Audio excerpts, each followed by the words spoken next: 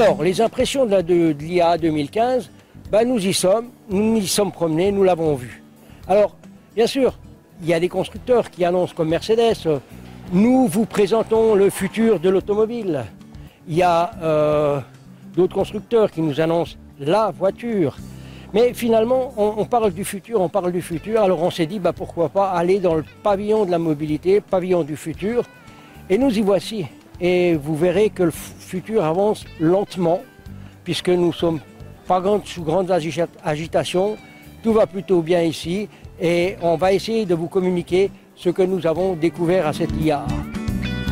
La plupart des constructeurs nous ont pas vraiment présenté de grandes nouveautés. On a par-ci par-là joué sur le détail, sur la forme, sur la carrosserie, sur les motorisations. Comme par exemple, si on prend l'exemple de chez Honda, on constate chez Honda qu'ils nous ont parlé beaucoup de leur Civic Tourer Active Life. Mais en fait, ce Active Life, c'est plutôt un exercice de style. C'est destiné surtout à montrer ce qu'on peut faire avec ce Tourer, cette combi qui a un très grand volume intérieur et dans lequel on peut ranger beaucoup. Mais cette version Active Life, peut-être qu'on nous la présente ici à IAA, bah, finalement, elle ne verra pas le jour en tant que telle, pas en tant que modèle particulier et spécial. Et c'est un peu ça l'image de cette IAA 2015. Chez Kia, le Sportage plaît avec ce nouvel habit. Mais c'est déjà là aussi la nouveauté de chez Kia. Si on prend par contre son voisin, on a Suzuki, qui lui présente par contre une réelle nouveauté, c'est un nouveau véhicule dans la gamme, il s'appelle Baleno. Ce Baleno, c'est un petit compact de ville qui se situe entre la Swift et le S-Cross et qui offre un urbain qui va mélanger à la fois la dimension, qui ne sera pas très grande, et malgré tout la modularité. Donc c'est un véhicule qui correspond réellement à quelque chose de nouveau, avec surtout son fond hatchback, qui sera aussi quelque chose de nouveau dans cette gamme-là. Bon, alors en gros, c'est un peu, ça représente un peu vraiment des grandes nouveautés. Pour le reste, c'est surtout, ils sont là. Et puis, on va refaire un peu notre petit voyage géographique. On va commencer avec les Italiens. Alors, chez les Italiens, finalement, bon, Roden Motor vous parle des véhicules de tous les jours, un peu moins des véhicules de rêve. C'est pour ça qu'on va vous parler avant tout, déjà, chez Fiat, la petite 500, la C500, qui se rapproche de son origine, qui nous plaît parce qu'elle est de nouveau petite et compacte et pas complètement démesurée et surdimensionnée. Et puis si on va chez Alfa Romeo, on a été un petit peu surpris en bien et déçu en bien aussi, ou en mal, c'est comme on veut, parce qu'ils nous ont présenté la Giulia. Super, super la Giulia. Mais les voitures qu'ils nous ont présentées, c'est des voitures de 550 chevaux ou de 500 chevaux, puis qui finalement ne vont concerner que des gens qui ont un porte-monnaie plutôt épais. La question qu'on se pose, nous, c'est à quand la Giulia pour monsieur tout le monde? Celle avec laquelle il peut aller au boulot et qui ne paye pas trop cher. Voilà, ça c'est une question qui reste encore ouverte.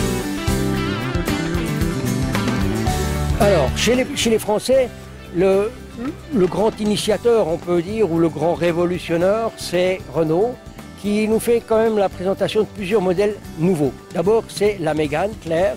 Ça, c'est la voiture, on va dire, du quotidien, du pain de toujours. Elle est déclinée sous différentes versions, différentes façons, différentes motorisations. Ça, on vous en dira plus quand elle arrivera sur le marché. Et puis, il nous présente aussi le Talisman Grand Tour. Alors, le Talisman Grand Tour, c'est la version break de la Talisman qu'ils ont présentée il y a peu de temps, qui fait plutôt bonne impression, je dirais.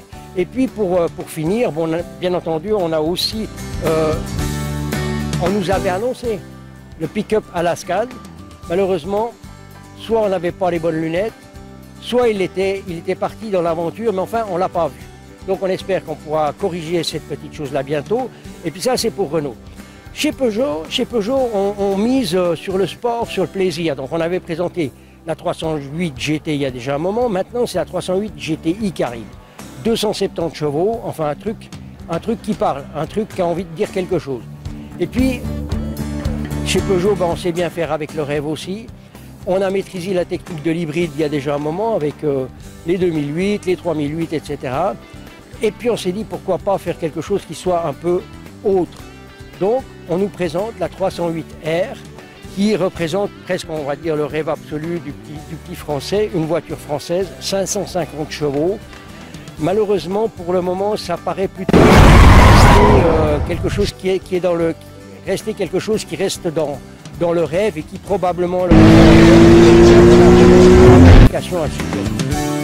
Alors DS nous présente comme d'habitude, bon, on nous a beaucoup parlé de son DS4, nous présente aussi la nouvelle DS5, donc tout ça labellisé DS bien sûr maintenant, et puis nous présente aussi le DS4 Sportback, qui est une étude et on a eu un peu l'impression que ça en resterait au niveau de l'étude. Chez Citroën, on nous avait annoncé une résurrection, on parlait du Méhari et puis finalement on est un peu resté sur notre faim aussi parce qu'on a vu que des évolutions du Cactus M, dont une qui est assez intéressante et amusante, c'était celle avec une tente sur la partie arrière du véhicule.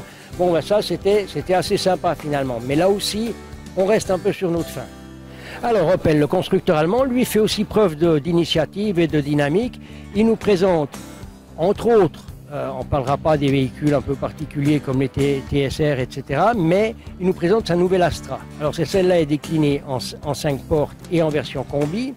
L'avantage, c'est que c'est une voiture qui a été complètement retravaillée, bénéficie d'ailleurs aussi de nouvelles motorisations, mais surtout, elle a maigri. Elle a perdu 200 kg, elle est devenue meilleure en dynamique et en conduite, et puis elle bénéficie bien entendu de toutes les dernières évolutions technologiques de la marque, à l'instar par exemple du IntelliLight, qui est un nouveau système à LED qui va gérer automatiquement l'éclairage de la voiture.